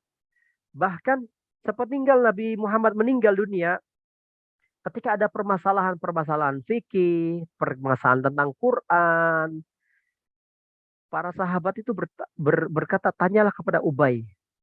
Ya, sahabat-sahabat lain, Abu Bakar, Umar, Utsman nggak mau ikut campur, nggak masuk ikut campur, karena di situ ada Ubay bin Ka'ab. Ubay yang lebih diunggulkan, ya nggak? Ya, pernah Sayyidina Umar bin Khattab radhiyallahu anhu, beliau ini masuk ke suatu kampung. Umar bin Khattab ini masuk ke suatu daerah, suatu kampung, dia temui masyarakat. Dia temui masyarakat, ya. Kemudian dia berkata, andai kata kalian ada masalah, Umar ini berkata kepada orang-orang masyarakat di kampung, kalau kalian ada masalah dalam bacaan Al-Quran, tanyalah, datanglah kepada Ubay bin Ka'ab. Masya Allah. Kalau kalian tak paham tentang faraid, ilmu waris, tanyalah kepada Zaid bin Thabit. Datanglah kepada beliau. Kalau kalian tak paham tentang masalah fikih, tanyalah kepada Mu'adz ibnu Jabal bin Jabal. Ya. Andai kalian butuh duit, mau uang, datanglah kepada saya. Jumpailah saya. Kata Umar bin Khattab. Masya Allah. Itu akhlak mulia ya. Sayyidina Umar radhiyallahu anhu ardah. Beliau muliakan sahabat-sahabatnya beliau. Termasuk Ubay bin Ka'ab. Dimuliakan oleh Allah Al-Quran. Tanyalah Al-Quran kepada Ubay bin Ka'ab. Bapak Ibu, itu tawadunya siapa? Tawadunya Umar bin Khattab. Umar bin Khattab kira-kira baca Al-Qurannya bagus gak? Bagus. Bukan berarti Umar bin Khattab tak pandai bacaan Al-Qurannya. Bukan berarti Umar bin Khattab tak pandai fikihnya. Bukan berarti Umar bin Khattab tak pandai dari ilmu warisnya. Tapi ini adalah tawadhu'nya, rendah dirinya Umar bin Khattab radhiyallahu anhu. Dan di mana kali Nabi masih hidup, Nabi SAW membenarkan 6 orang ini. Nabi bersabda, arhamu ummati bi ummati Abu Bakrin. Orang yang paling rahmat kepada umatku adalah Abu Bakar. Wa asyadduhum fi amrillahi Umar. Orang yang paling tegas terhadap agama Allah adalah Umar. Wa asdaquhum hayaan Utsman. Orang yang paling malu sahabatku adalah Utsman. Wa aqra'uhum li kitabillahi Ubay ibnu Ka'ab. Dan orang yang paling mahir, pandai, alim terhadap Al-Quran adalah Ubay bin Ka'ab. Masya Allah. Ya, ini sahabat Nabi yang dibenarkan oleh Allah, yang dibenarkan oleh Rasulullah Sallallahu Alaihi Wasallam. Maka dari itu Bapak Ibu sekalian yang dirahmati Allah, nah, Ubay ini termasuk sahabat Nabi yang diberikan oleh Rasulullah untuk berfatwa. Selama Nabi Muhammad masih hidup, ada 6 orang yang disuruh fatwa. Kalau kalian tanyalah kepada 6 orang ini, 3 orang di Mekah, 3 orang di Madinah. 3 orang di Mekah yaitu sahabat muhajirin yang bernama Umar, Utsman, dan Ali. Tanyalah kepada mereka tentang Islam. Al-Ansar, sahabatnya yang di Madinah, tanyalah kepada Ubay bin Ka'ab. Tanyalah kepada Mu'adz bin Jabal. Tanyalah kepada Zaid bin Thabit, kalangan Ansar. 6 orang ini cukup mewakili saya. Kalau mereka tak paham, tanya kepada saya, kata Nabi Muhammad SAW. Ya, Bapak Ibu sekalian dirahmati Allah, ada Rasulullah SAW menceritakan tentang hadisnya Ubay bin Ka'ab yang diriwayatkan oleh beliau langsung. Saya singkat saja ya. Kalau saya baca nanti saya langsung bisa berjam-jam ini. Tapi ini adalah seakan-akan kita sedang berada di hadapan Rasulullah SAW. Karena Rasulullah SAW idza zahaba sulusul lail, Nabi Muhammad SAW ketika datang tengah malam, Nabi SAW itu selalu panggil para sahabatnya.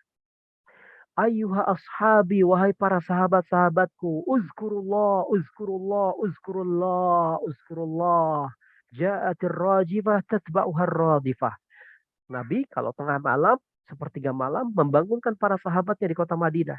Wahai sahabatku, Bangunlah, ingatlah Allah, zikirlah kepada Allah. Ya. Nah, di antara sahabat yang dipanggil-panggil oleh Rasulullah itu tengah malam ada yang bernama namanya Ubay bin Ka'ab. Ubay bin Ka'ab ini dia memberanikan diri karena tahu Ubay bin Ka'ab ini ahli zikir. Dia ingin bertanya kepada ya Rasulullah. Ya Rasulullah, saya ini ahli zikir. Saya ini ahli sholat. Ya, saya ini ahli zikir dan ahli sholat. Banyak sholat. Sholat di sini, sholat di sini maknanya doa. Ya, dimaknain doa oleh Rasulullah SAW maknanya. Ubay menganggap dirinya, ya Rasulullah saya ini banyak doa. Hobinya doa. Ini hebat ya, sahabat Nabi yang bernama Ubay ini punya habit, punya doa yang dijadikan sebagai hobi. Bapak Ibu, tuan-tuan, sudah belum menjadikan doa ini sebagai hobi? Harus seperti Ubay ya. Ini sahabat mengadu kepada Rasulullah, bukan sombong, tapi menceritakan amalnya. Ya, ini bukan sombong, seperti kalian pergi ke dokter. Wahai dokter, saya pagi ini sudah lari 10 kilo. Apakah perlu saya tambah atau saya pertahankan? Nah, ini artinya menceritakan, bukan sombong. Ya. Nah, ini Nabi Muhammad sebagai guru, sebagai ustadz, sebagai tuan guru daripada Ubay. Ubay mengadu, ya Rasulullah, saya ini sudah banyak sekali doanya. Engkau menyuruh aku untuk bersolawat. Ya, saya ini sudah zikir, sudah banyak, tahlil sudah banyak. Kemudian engkau menyuruh aku kepadamu untuk bersolawat. Ya, nah Rasulullah SAW kita kan tahu ya, salat itu zikir, tahlil itu zikir, tasbih itu zikir ya kan? Sahabat ini bertanya, ya Rasulullah, berapa persenkah saya berselawat untukmu? Nah, karena beliau, Ubay bin Ka'ab nih, sudah punya amalan wirid zikir pribadi dia. Berapa persen? Makanya dia bertanya, ya Rasulullah, untuk berselawat kepadamu ini berapa persen? Nah, itu ya. Saya banyak tahlil, saya banyak tasbih, kata Ubay.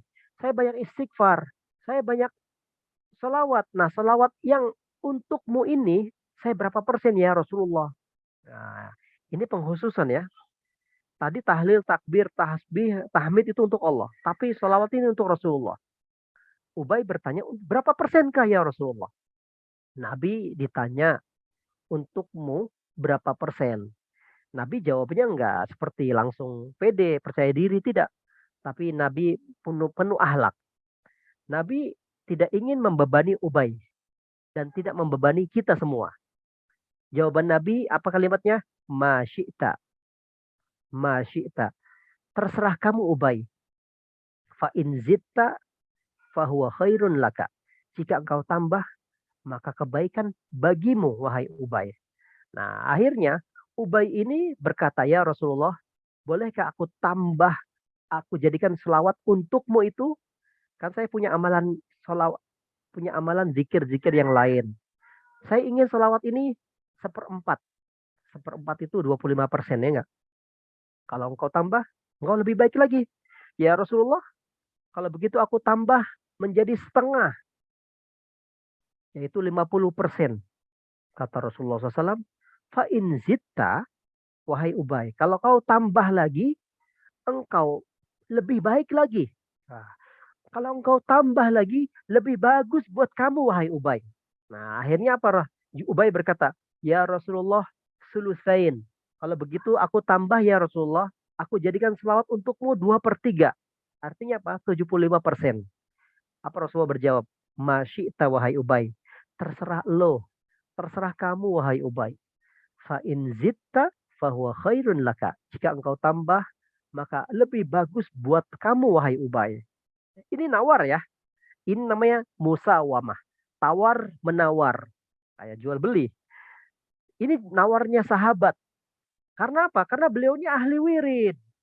Karena beliau ini ahli zikir Ubay bin Ka'ab ini. Wajar. Beliau bertanya kepada gurunya karena ingin konsultasi. Seperti itu. Maaf ya Bapak Ibu, kita-kita ini bukan seperti Ubay. Kita-kita ini bukan ahli wirid.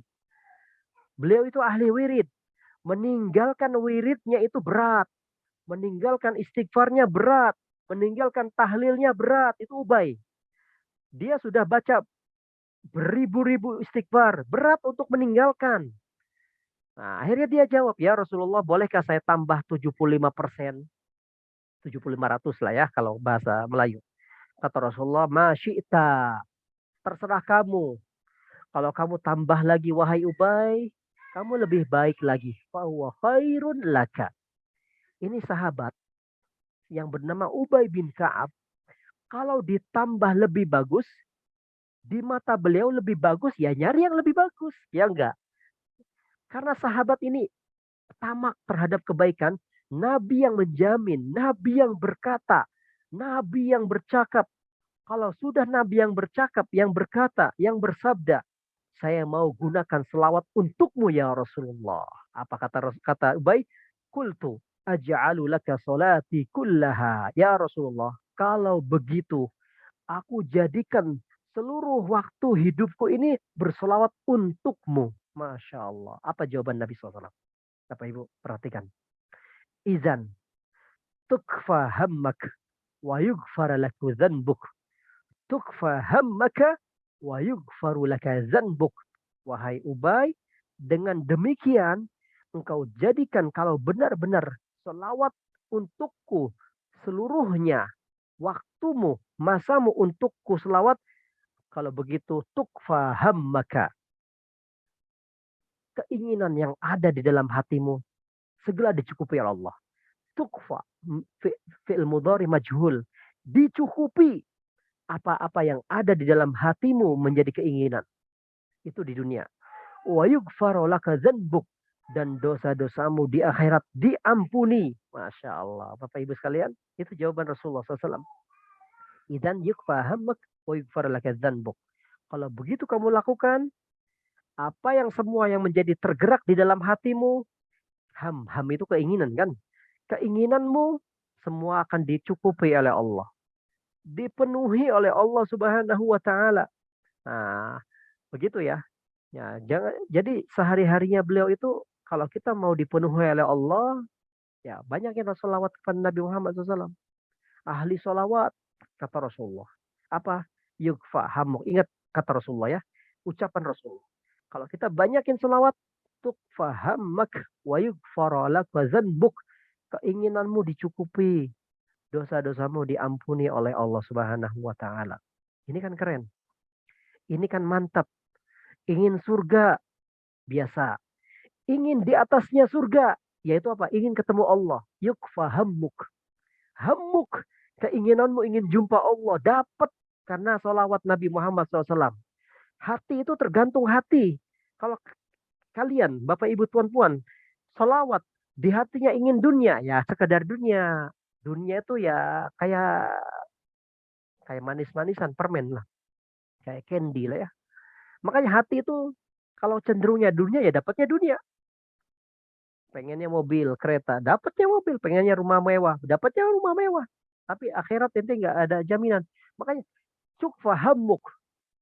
Jadikan keinginan kita itu keinginan akhirat jumpa dengan Allah. Makanya kegelisahan, ya, ruwet, masalah, bingung, bosan, apalagi penat dengan dunia, banyak problem, banyak begaduh suami istri.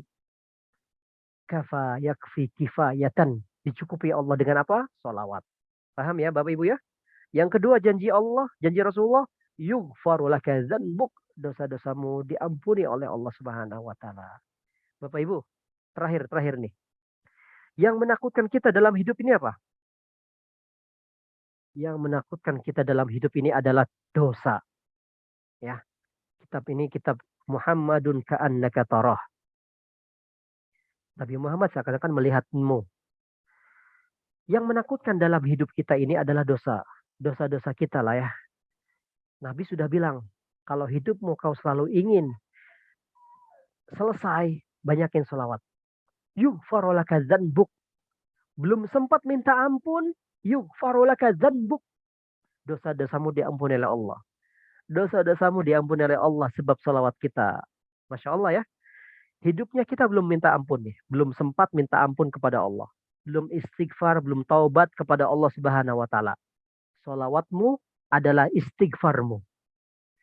Salawatmu adalah tasbihmu. Salawatmu adalah tahlilmu. Salawatmu adalah tauhidmu. Semuanya ada di salawat. Yughfaru laka dzanbuk. Hidupnya santai orang yang banyak salawat. Hidupnya happy orang yang banyak salawat. Hidupnya tenang orang yang banyak salawat. Kenapa bisa diampuni dosa-dosanya? Ada hadis lain Bapak Ibu. Ada hadis lain. Ada seorang sahabat yang bernama, saya simpan dulu namanya. Bertanya, Innallaha wa malaikatahu yusalluna 'alan nabi. Ya ayyuhalladzina amanu sallu 'alaihi wa sallimu taslima. Sahabat ini bertanya tentang ayat ini. Beliau, Nabi Muhammad SAW menjawab, Haza minal ilmil maknun. Ayat ini di dalamnya ada ilmu yang tersembunyi, kata Rasulullah SAW. Masya Allah. Ya, sahabat ini bertanya tentang ayat tadi yang saya baca. Nabi menjawab, ayat ini di dalamnya ada ilmu al-maknun, ilmu yang tersembunyi. Ya, ilmu-ilmu yang tersembunyi. Sepertinya kalau saya buka bahaya, kata Rasulullah SAW. Tapi yang kalau bukan kamu yang bertanya, aku nggak akan buka. Tapi sebab kamu yang bertanya, saya buka, kata Rasulullah SAW. Bapak Ibu tahu nggak siapa yang bertanya? Yang bertanya masih saudara Rasulullah SAW. Yang bertanya masih ikatan darah sama Rasulullah SAW yang bernama Husain. Sayyidina Husain ini bertanya, ya, Sayyidina Husain bertanya kepada Rasulullah SAW tentang ayat ini, tentang ayat ini. Kemudian Rasulullah SAW, bukan Sayyidina Husain, Sayyidina Hasan. Sayyidina Hasan bertanya tentang ayat tadi. Innallaha malaikatahu yusalluna 'alan nabi. Nabi menjawab, ayat ini di dalamnya ada ilmu-ilmu yang tersembunyi. Apa jawabannya? Rasulullah SAW, Innallaha wakkala bimalakaini. Sesungguhnya Allah Subhanahu wa taala mewakilkan aku dengan menyediakan dua malaikat super khusus, kata Rasulullah SAW, ya, ketika menjelaskan ayat ini.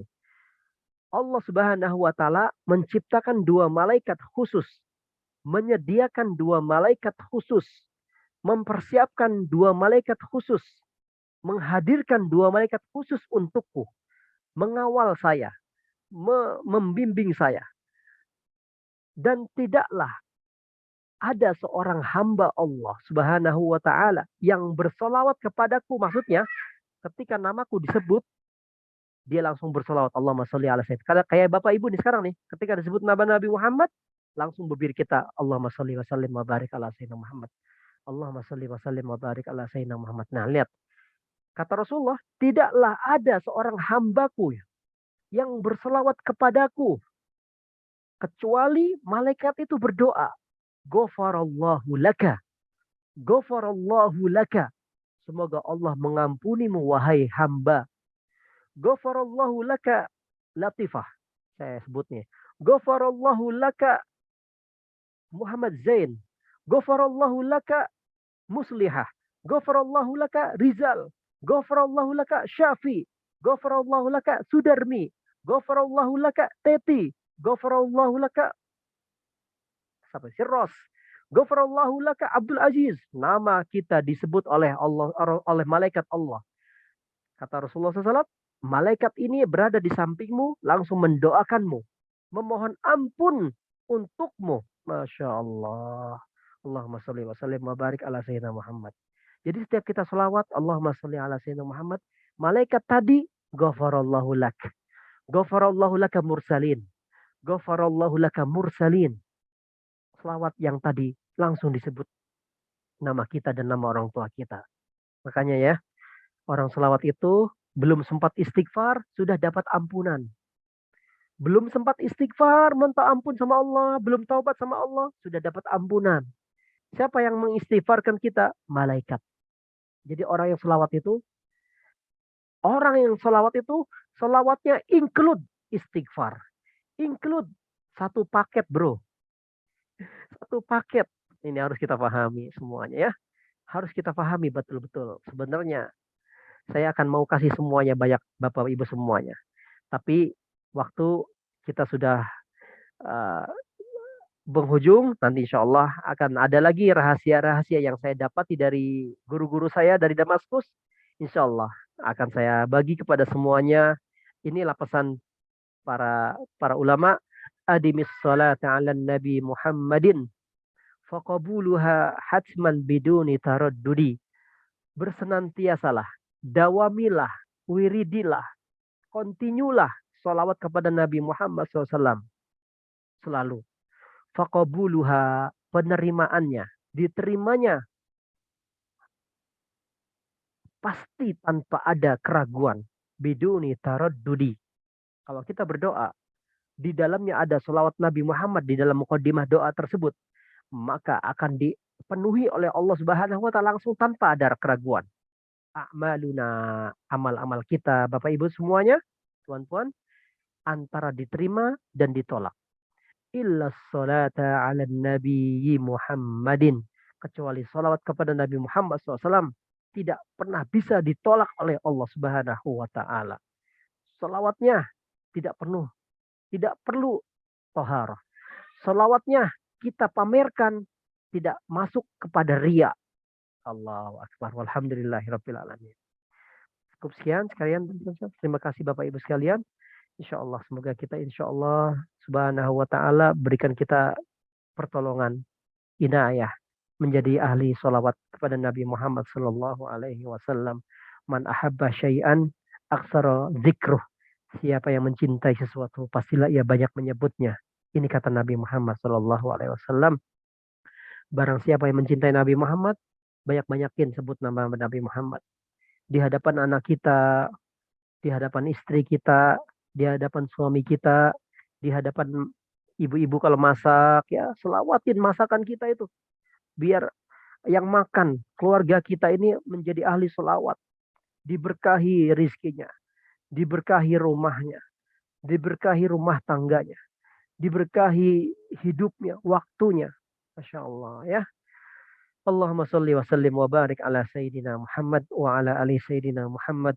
تنحل به العقد وتنفرج به الكرب وتقضى به الحوائج وتنال به الرغائب. Ya Allah, ya Rabbana, lakal hamdu. Ampuni, mohon ampun kepadamu ya Allah yang maha pengasih lagi maha penyayang, yang maha bijaksana, yang maha pemberi hidayah, yang maha pemberi taubat, yang maha pemberi rezeki, yang maha pemberi hidayah. Ya Hadi, berilah kami semua hidayahmu. Ihdinas siratal mustaqim. Jalan-jalan yang telah Engkau berikan kepada para nabi-nabimu. Jalan-jalan yang telah Engkau berikan kepada para sahabat-sahabat nabi-nabimu. Jalan-jalan yang Engkau telah berikan kepada para tabi'in, tabi'in, dan orang-orang yang soleh yang Engkau pilih. Ya Allah, berikanlah kami kemuliaan tersebut, agar kami berada di dalam jalanmu, di dalam ketaatanmu, di dalam syariatmu, di dalam batasan-batasanmu. Kami takut ya Allah akan nerakamu, tapi kami juga tidak pantas ke dalam surgamu. Kalau bukan rahmatmu ya Allah, tidaklah kami menjadi hamba-hamba yang optimis. Kalau bukan rahmatmu ya Allah, tidaklah kami ingin beribadah. Kalau Allah bukan kasih sayangmu ya Allah, tidaklah kami berada di dalam majlis ini. Allahumma salli ala Sayyidina Muhammadin salatan tashrahu biha sudurana. Ya Allah, berikan salawat dan salam kepada Nabi Muhammad sallallahu alaihi wasallam. Dengan berkah salawatnya dapat menerangi hati kami, dapat menyinari hati kami, dapat melapangkan hati kami. Allahumma salli ala Sayyidina Muhammadin salatan taghfiru biha dzunubana. Ya Allah, sampaikan salawat dan salam rindu kami kepada Nabi Muhammad sallallahu alaihi wasallam. Dengan berkah salawatnya dapat mengampuni dosa-dosa kami. Dosa-dosa kami lah yang menutupi kami antara kami denganmu ya Allah. Yang menghijab kami denganmu ya Allah. Dosa-dosa kami lah yang membuat kami malas mengingatmu ya Allah. Dosa-dosa kami lah yang membuat kami tidak mengenalmu ya Allah. Dosa-dosa kami lah yang membuat kami malas berzikir kepadamu ya Allah. Ya Rabbana, ya Ilahana, wa ya sayyidana. Sampaikan salawat dan salam kepada Nabi Muhammad sallallahu alaihi wasallam dengan sebanyak-banyak butiran yang ada di pasir, dengan sebanyak butiran-butiran qatratil ma'i minas sama, dari langit hujan air hujan, sebanyak pasir-pasir yang berada di lautan, sebanyak ikan-ikan yang berada di dalam lautan, sebanyak bintang-bintang yang ada di angkasa, sebanyak dedaunan yang ada di muka bumi, sebanyak makhluk-makhluk yang kau ciptakan di langit, sebanyak makhluk-makhluk yang kau ciptakan di dunia dan di muka bumi ini. Allahumma rabbana salli salatan daimaini mutalazimaini bidawami mulkillah wa ala alihi wa sahbihi adada kulli dzarratin alfa marrah. Allahumma rabbana hab lana min azwajina wa dhurriyyatina qurrata a'yun waj'alna lil muttaqina imama. Berikan karunia kepada kami istri kami yang solehah. Berikan kami kepada kami ya Allah suami yang soleh. Anak-anak kami, putra-putri kami, zurriyah salihah, tayyibah, mubarakah. Ambituhum nabatan hasana. Tumbuhkan mereka dengan tumbuh yang sangat bermanfaat dan berkah. Allahumma rizukna birrahum. Berikan kami ya Allah birrahum, kebaikan mereka terhadap kami. Dan jangan jadikan mereka anak-anak durhaka. Jangan sesatkan mereka ya Allah. Jangan palingkan mereka dari hidayahmu ya Allah. Jaga mereka ya Allah dari fitnah-fitnah dunia ini. Jauhkan mereka dari fitnah-fitnah dunia ini ya Allah. Lindungi mereka ya Allah. Jaga mereka ya Allah. Jadikan mereka ahlul Quran. Alladzina hum ahluka wa khassatuk. Yang mana ahlul Quran adalah keluargamu yang spesial. Allahumma rzuqna Allahumma rzuqna hubbal Quran. Karuniakan kami kecintaan kepada Al-Quran. Allahumma rzuqna syafa'at Al-Quran. Berikan kami syafaat Al-Quran. Allahumma rzuqna karamat Al-Quran. Berikan kami karamahnya Al-Quran. Allahumma rzuqna mahabbat Al-Quran. Allah, tanjapkan kecintaan kami agar kami dapat selalu bergandengan rapat dengan Al-Quran, membacanya ana al-laili wa atrafan nahar ala nahwi alladhi yurdika anna. Ya Allah, jadikan kami sebagai hamba-hambamu yang soleh. Jadikan kami suami, istri, anak-anak kami hamba-hambamu yang soleh. Hamba-hambamu yang soleh. Alladzina ardaitahum faradita anhum. Yang mana mereka adalah meridaimu sebagai Tuhan mereka. Dan engkau meridai mereka. Walladzina ahbabtahum fa'ahabbuk. Yang mana engkau mencintai mereka dan mereka mencintaimu ya Allah. Ya Allah, ighfir lana wali walidina maghfiratan 'amatan wa syamilah. Ampuni dosa orang tua kami, ayah ibu kami yang telah mendidik kami, yang telah pernah capek mencari harta rizki yang halal, yang mana mereka telah tiada. Jadikan kuburnya lapang, terang dengan cahaya Al-Quran. Jadikan taman di antara taman-taman surgamu ya Allah. Kumpulkan mereka bersama para nabi, para syuhada, para siddiqin, wa hasuna ulaika rafiqa. Ya Allah, berikan kami kecintaan kepada-Mu, kecintaan kepada orang-orang yang mencintaimu, kecintaan kepada amal yang dapat mendekatkan kepadamu. Allahumma rizukna hubbak wa hubba man yuhibbuk wa hubba amalin yuqarribuna ila hubbika ya karim. Cintailah kami ya Allah, cintailah kami ya Allah bagaikan cintamu kepada Nabi Muhammad sallallahu alaihi wasallam. Ya Rabbana, infa'lana bima 'allamtana. Manfaatkan apa yang telah Kau ajarkan pada hari ini ya Allah. Allahumma rzuqna ilman tanfa'una. Karuniakan ilmu yang bermanfaat bagi kami ya Allah. Jadikan ini adalah sebab sebagai pemudah jalan kami kepada surgamu ya Allah. Tidak lain kami, tidaklah dengan cara ini yang kami menuju surgamu ya Allah. Sebagaimana yang Nabi-Mu sabdakan, man salaka tariqan yaltamisu fihi ilman, sahalallahu bihi tariqan ilal jannah. Siapa yang mencari ilmu karena-Mu akan dimudahkan jalan menuju surgamu ya Allah. Tidak lain kami menginginkan surga ini dengan cara ilmu ini ya Allah. Ridhoi kami ya Allah. ridhaan la sakhata ba'dah, ridhamu tanpa ada kemurkaan setelahnya, hatta anta radin anna, rabbana atina fid dunya hasanah wa fil akhirati hasanah wa qina adzaban nar wa qina adzaban nar wa qina adzaban nar bifadli subhana rabbika rabbil izzati amma yasifun wa salamun alal mursalin walhamdulillahi rabbil alamin. على نية القبول وتيسير الأمور وشفاعة الرسول. الفاتحة.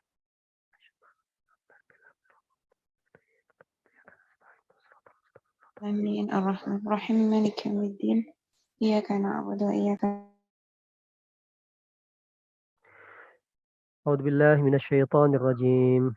Bismillahirrahmanirrahim. Yuk kita sama-sama ya. Kita tutup majelis ini dengan pembacaan bait. Rabbana anfa'na bima 'allamtana.